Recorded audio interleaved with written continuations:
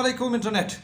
तो हमने जो वीडियो सीरीज़ शुरू की है ये उस वीडियो सीरीज़ की तीसरी वीडियो है। So welcome back. अगर आपने इससे पहले की वीडियोस नहीं देखी है तो यहाँ पे प्लेलिस्ट जो है वो आ रहा है, आपने वहाँ जाके उस वीडियो को देख लेने हैं। अच्छा जी, तो हम डिस्कस कर रहे हैं जी सेल्फ अवेयरनेस। और सेल्फ अवेयरनेस में हमने पहली वीडियो के अंदर जो डिस्कशन की है वो हमने की कि सेल्फ अवेयरनेस क्या है। दूसरी वीडियो में हमने ये डिस्कस किया कि उसको आप हासिल कैसे करेंगे। अभी मैं आपको ये बताऊंगा कि सेल्फ अवेयरनेस की बुनियाद पे लोगों की किस्में कितनी हैं, कितने किस्म के लोग होते हैं जो कि हम सेल्फ अवेयरनेस की बेस पे उन्हें यूं समझे कि आप तकसीम कर सकते हैं। तो बुनियादी तौर पे 4 तरह के लोग होंगे जो कि खुद शनासी के हवाले से आप कह सकते हैं कि लोग 4 तरह के ग्रुपों में तकसीम हुए हैं। ठीक है जी। अच्छा, ये ग्रुप कैसे बने? तो ये ग्रुप बने हैं इस बुनियाद पे कि अगर हम सेल्फ अवेयरनेस की किस्मों को देखें तो एक सेल्फ अवेयरनेस की किस्म है कि आप इंटरनली कितने अपने इंटरनल आपकी सेल्फ अवेयरनेस यानी खुद अपने बारे में आपको कितना पता है, आपके बिलीव्स, आपके थॉट्स, आपकी फीलिंग्स और आपके इमोशंस, उससे आप खुद कितने वाकिफ़ हैं। इस बेस पे हम कहते हैं अगर आप कम वाकिफ़ हैं तो आप लो लेवल पे हैं, और अगर आप ज़्यादा वाकिफ़ हैं तो आप हाई लेवल पे हैं। इसी तरह से एक्सटर्नल सेल्फ अवेयरनेस जो कि फिर ये है कि आप के बारे में लोग क्या फीडबैक देते हैं, यानी कि गोया अगर किसी एक मामले में आप अपने बारे में आपका एक ख्याल है, उसी मामले में लोगों का आपके बारे में फीडबैक क्या है।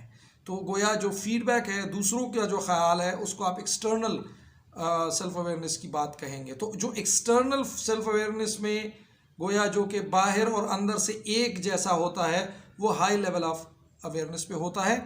और जो कि ख़ुद अपने बारे में तो ये समझता है कि मैं बहुत अवेयर हूँ, मुझे पता है कि मैं लोगों के साथ कैसे ट्रीटमेंट कर रहा हूँ, मेरी सोच और मेरी जो कम्युनिकेशन है लोगों के साथ, मेरे जो मामलात हैं वो किस लेवल पे है। ठीक है। लेकिन जब आप लोगों से फीडबैक लेते हैं तो उनका ख्याल इसके बिल्कुल बरक्स होता है, तो उनका एक्सटर्नल सेल्फ अवेयरनेस में लेवल लो होता है। अच्छा, इन दो तरह के सेल्फ अवेयरनेस की बुनियाद पे 4 तरह के लोग बनते हैं। पहला जो एक लेवल है जिसको हम कहते हैं मुतलाशी लोग, वो लोग जो कि जिन्हें अभी सेल्फ अवेयरनेस यानी आप यूँ समझिए कि वो तलाश में होते हैं, अपनी तलाश में, खुद की तलाश में। उन्हें असल में अभी अपने बारे में, अपनी फीलिंग्स, थॉट्स, इमोशंस, बिलीव्स, उससे वो इतने वाकिफ़ नहीं होते, या उन्हें तरीका नहीं आता अपनी जो सेल्फ एनालिसिस है वो करने का। और इसी तरह से बाहर भी बाकी लोग भी उनके बारे में यही कहते हैं कि जी इनको यानी ये तो बादशाह है जी, अभी तो इनको कोई आइडिया नहीं है। ऐसे लोगों को हम कहते हैं सीकर्स या मुतलाशी लोग। अच्छा, ये इनमें ग्रोथ के चांसेस बहुत होते हैं। ये अगर थोड़ी सी इनको मेंटोरशिप, थोड़ा सा इनको आइडिया हो जाए कि सेल्फ अवेयरनेस क्या है और कैसे वो सेल्फ अवेयरनेस हासिल कर सकते हैं, तो ये लोग अपनी सेल्फ अवेयरनेस को इम्प्रूव कर सकते हैं और ये जा सकते हैं किसी भी और कैटेगरी में। अब अगर ये सिर्फ अपने यानी जिसे कहते हैं ना अपने मन में डूब कर लोग सोचना शुरू करते हैं, और अच्छा कुछ ऐसे लोग होते हैं ना, दूसरा जो अब एक दूसरा टाइप है, वो लोग होते हैं जो कि अपने ज़ात में गुम होते हैं। वो खुद यानी अपने बारे में कहते हैं बस मेरा अपने बारे में जो ख्याल है यही काफ़ी है, और वो समझते हैं कि उन्हें अपने बारे में बहुत पता है। उनको आप इंट्रोस्पेक्टर्स या अपनी ज़ात में गुम लोग जो हैं वो कह सकते हैं। ऐसे जो लोग होते हैं वो फीडबैक को, चाहे वो आप उन्हें बहुत ही जिसे कहते हैं ना हमदर्दी और नेक तमन्नाओं के साथ भी आप उनको अगर फीडबैक देते हैं कि भाईजान तुम ये चीज़ इम्प्रूव कर लो, तुम्हारी ये जो मामला है ये इम्प्रूव होने वाला है, उन्हें कोई फ़र्क नहीं पड़ता। वो नहीं सुनते किसी की, अपनी ज़ात को इम्प्रूव करने के हवाले से वो किसी की नहीं सुनते हैं। अच्छा, ये कुछ मामलात में कुछ लोग ऐसे होंगे, मेरे भाई जो सेल्फ हेल्प के हैं, पर्सनल डेवलपमेंट के, कि नहीं जी किसी की सुननी नहीं चाहिए। लोग जो है ना वो फीडबैक, जनाब आली जो लोग आपको मैंने पिछली वीडियो में बताया है कि किस किस्म के लोगों से फीडबैक नहीं लेना चाहिए। लेकिन जिन लोगों से फीडबैक आपको लेना चाहिए, ये जो किस्म है ना अपनी ज़ात में गुम लोग, ये फीडबैक नहीं एक्सेप्ट करते। आप उनको कहते हैं देखो यार इस बात पे तुम्हें बिला वजह ही जो है ना ये इतना भड़क गए तुम, या तुम इस मामले में वैसे ही इस बंदे से बदगुमान हो, या कोई भी पॉजिटिव चीज़ भी हो सकती है, नेगेटिव भी हो सकता है, लेकिन वो अपने अपने तख़य्युल ख़याल में समझते हैं कि मैं जो अपनी ज़ात के बारे में मुझे जितना मालूम है ना वो किसी और को नहीं मालूम, इसलिए वो फीडबैक को बिल्कुल वेलकम नहीं करते। और ऐसे लोग जो हैं वो उनको अगर आप फीडबैक देंगे और वो फीडबैक कुछ ना यानी खुशगवार नहीं होगा, नाखुशगवार फीडबैक होगा, तो ये आपसे नाराज़ हो जाएंगे। इसलिए आपको ये समझना है कि किस तरह की पर्सनैलिटी है, उस तरह से आप उसको डील कर सके। तो अपनी ज़ात में गुम लोग होते हैं। अच्छा, फिर एक और तरह के लोग होते हैं जिनको हम खुशामदी लोग कहते हैं। ये वो लोग होते हैं जो सारी दुनिया को खुश करने में लगे हुए होते हैं।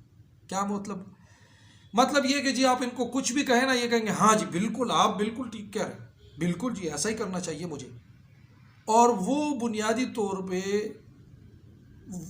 ऐसा ही करते हैं, यानी मतलब एक बंदे से मिलते हैं, वो उसको कोई एडवाइस देता है, उस पर वो चल पड़ते हैं। अगला बंदा उसको उस एडवाइस से मना करता है, कहते हैं हाँ ठीक है, बस उससे मना हो जाते हैं, और वो बंदा जो कहता है उस पर चल पड़ते हैं।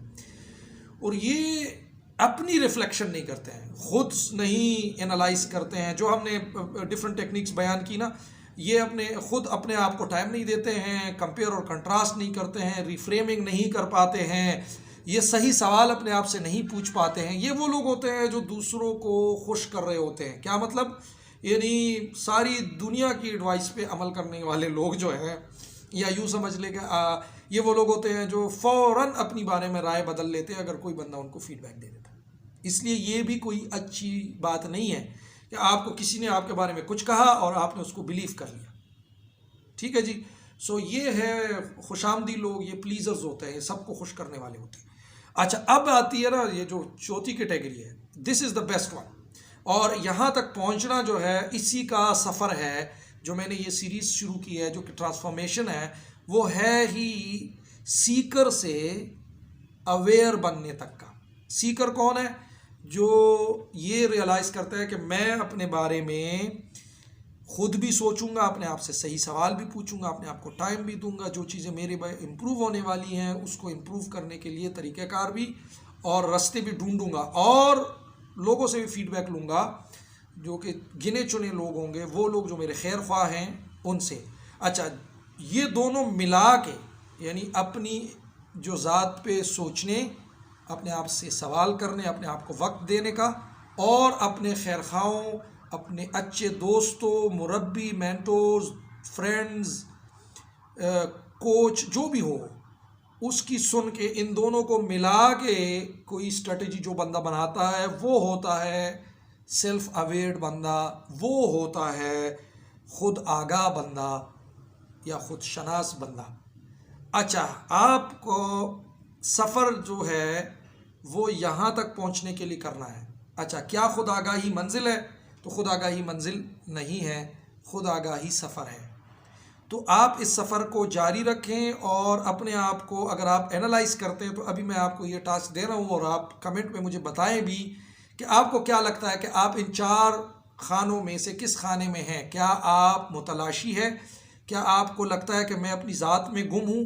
क्या आपको लगता है कि आप खुशामंद वाली कैटेगरी में आते हैं? या आपको लगता है कि आप खुद आगाही के सफ़र पे गामज़न हैं? तो आप इस सीरीज़ को फॉलो करते रहिएगा। मेरे चैनल पे आने और वीडियोस देखने का बहुत शुक्रिया। अल्लाह आपको खुश रखे। अल्लाह हाफ़िज़।